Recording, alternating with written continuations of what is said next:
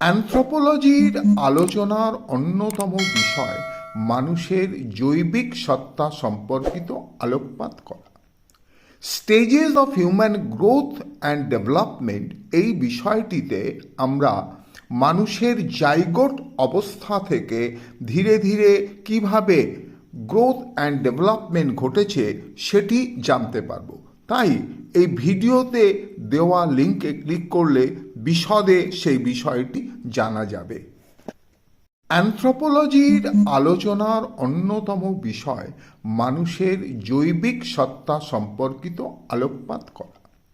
Stages of human growth and development এই বিষয়টিতে আমরা মানুষের জাইগোট অবস্থা থেকে ধীরে ধীরে কিভাবে গ্রোথ অ্যান্ড ডেভেলপমেন্ট ঘটেছে সেটি জানতে পারব।